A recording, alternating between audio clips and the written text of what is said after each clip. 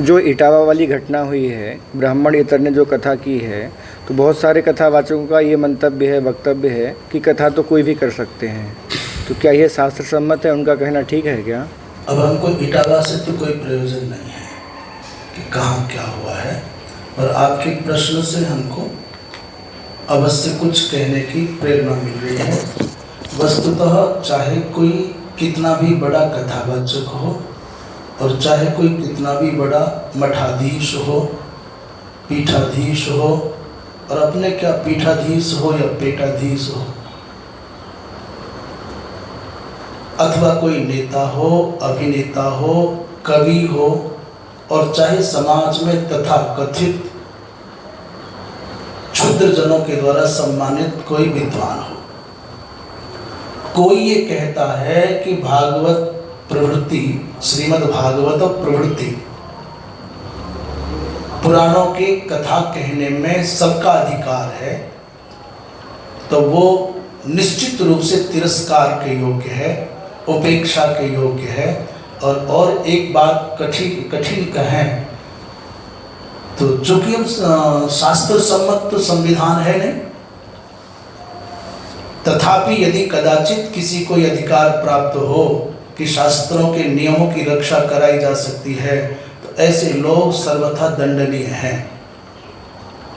जो ये कहते हैं, चाहे फिर कोई क्यों ना हो, हमने कह दिया सब नाम क्या किसी का अलग अलग लेना, कवि कह दिए, विद्वान कह दिए, मठाधीश कह दिए, कथावाचक कह दिए, ये सब लाग लपेट में बोलते हैं ना।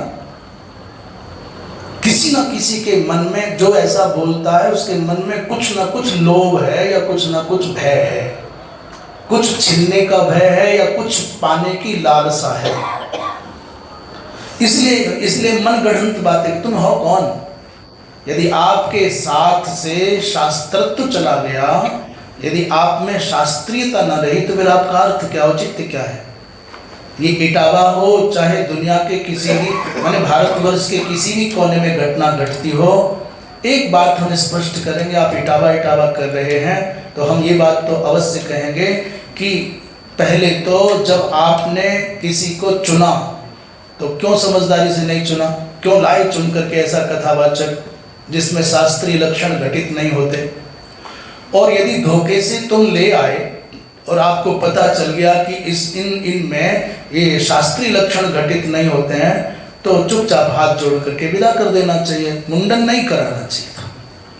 और मुंडन में भी हमने सुना है कि शिखा के सहित मुंडन हुआ है। नहीं, ऐसा नहीं होना चाहिए था। मुंडन आदि करने का अथवा शिखा आदि काटने का क्या औचित्य है? चुपचाप हाथ जोड़ करके हटा देना चाहिए, भाई जाओ। पर अब हो गया तो जो होना था वो हो गया। उसकी इस प्रकार विभत्स प्रतिक्रिया होगी। कैसा अभद्र ढंग से समाज को विखंडित करने के लिए षड्यंत्रकारी लगे हुए हैं, ये बड़ी चिंताजनक है। कभी कभी तो लगता है कि केवल भारतीयों को ही इसमें रस नहीं, कुछ दूसरे लोग हैं जो विधर्मी हैं, जो विदेशी हैं, जो षड्यंत्रकारी हैं, जो भारत के सौहार्द को, भारतीयों के सौमनस्य को, भारतीयों के पारस्परिक एक दूसरे के साथ समन्वय की भावना को देख करके चिढ़ते हैं। वो इस सामाजिक समरसता को विखंडित करने के लिए, परस्पर एक दूसरे के सहयोग की भावना को तोड़ने के लिए राजनीतिक लाभ लेने हों, चाहे विदेशी कोई शत्रु इस पर दृष्टि गढ़ाए हों, ये बहुत अनुचित है। परंतु हम हमारी ओर से कुछ नहीं कह रहे, हमारा अपना कोई मंतव्य स्वतंत्र नहीं है। हम अखिल भारतवर्षीय धर्म संघ की ओर से ये बात रखें, उसमें भी कोई अखिल भारतवर्षीय धर्म संघ स्वतंत्रतया कुछ कहेगा, या हम कहें कि पूज्यपाद धर्म सम्राट स्वामी कृपात्री जी महाराज के पक्ष से हम कह रहे हैं, तो ये बात उनकी कोई स्वतंत्रतया होगी, ये भी हम नहीं कह रहे हैं।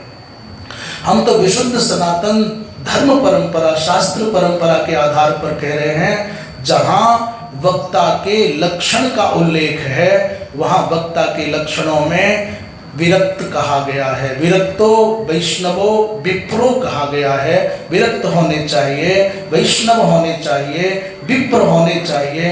अब इन शब्दों के अलग अलग अनेक विद्वानों ने पृथक पृथक बहुत अर्थ कर दिए हैं।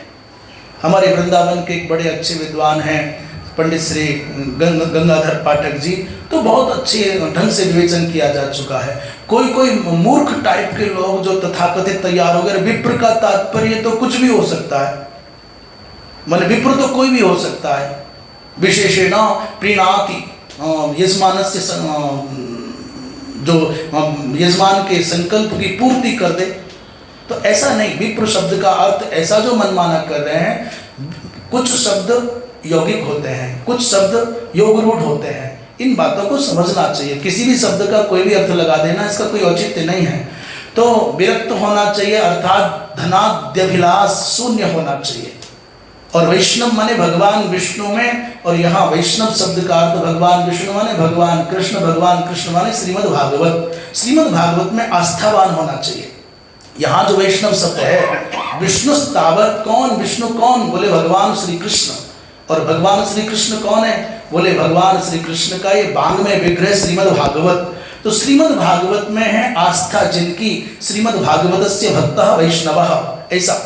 विरक्तो वैष्णवो विप्रो, विप्रो माने जन्मना ब्राह्मण है और संस्कार होने पर ब्राह्मण द्विज है, और जब वो वेदज्ञ हो जाता है तो फिर उसी की संज्ञा विप्र हो जाती है। तो ब्राह्मण कुल में जन्मे, विशुद्ध माता पिता ब्राह्मण हो, उस कुल में जन्मा हुआ बालक ब्राह्मण, और उचित समय पर उसका संस्कार हो जाए तो वो ब्राह्मण द्विज, और जब वही वेदज्ञ हो जाए तो उसी की संज्ञा विप्र हो जाती है। और विप्र होना मात्र पर्याप्त नहीं, वेद शास्त्र विशुद्धिकृत, अर्थात उसके आचरण में श्रोत्रियत्व हो, ब्राह्मणत्व हो, आचरणवान हो, सदाचारी हो। आगे क्या, दृष्टांत कुशलो, दृष्टांत कुशल होने चाहिए, और धीर होने चाहिए। वक्ता कार्योति निष्पृह, अत्यंत निष्पृह, संग्रह के प्रति उसका कोई बहुत रुझान न हो। ये वस्तु मिले, वस्त्र मिले, दक्षिणा मिले, इतनी मिले। जो वक्ता कथा करने से पहले अपने शुल्क की घोषणा कर रहा है, जो बता रहा है मेरा 7 दिन का श्रम है, तो लाओ पहले मुझे बताओ इतना दोगे कि नहीं दोगे, ऐसे वक्ता से तो कभी कथा नहीं सुननी चाहिए।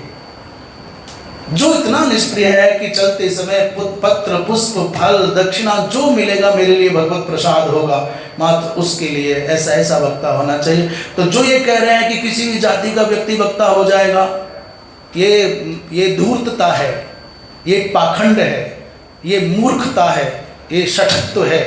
ऐसा बोलने का किसी को भी अधिकार नहीं है। अपने घरों में परिचर्चा करने, विचार विमर्श करना, घरों में चर्चा करो ना, मंचों पर क्यों सजाओगे? शास्त्रों के आलोक में विचार करोगे तो किसी को भी अधिकार नहीं है ब्राह्मण के अतिरिक्त। और ब्राह्मण को भी अधिकार नहीं है यदि स्त्रैण है, उस ब्राह्मण को भी अधिकार नहीं है यदि पाखंडवादी है, उस ब्राह्मण को भी अधिकार नहीं है वो अनेक धर्म विभ्रांत है। तो कौन ब्राह्मण जो जिसमें पूर्वोक्त लक्षण घटित होते हों।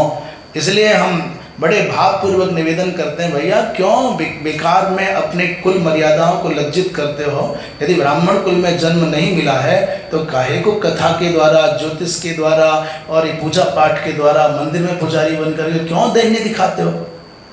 अरे जो पुरुषार्थ से पौरुष से अर्जन करके अपना पालन करे, परिवार का पालन करे और अनेकों सैकड़ों लोगों को भोजन कराने की योग्यता रखता है, वो दीन होकर के हाथ फैलाता है, क्षत्रिय होकर के हाथ फैलाए, वैश्य होकर के हाथ फैलाए, शूद्र होकर के हाथ फैला, झोली फैलाए, इससे बड़ी लज्जा की और क्या बात होगी?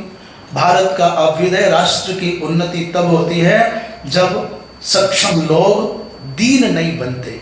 अरे दया के पात्र बनेंगे, दीन बनेंगे, भीख पर जीने की आदत डाल देंगे तो ना अपना कल्याण होगा, ना राष्ट्र का अभ्युदय होगा। नारायण नारायण नारायण।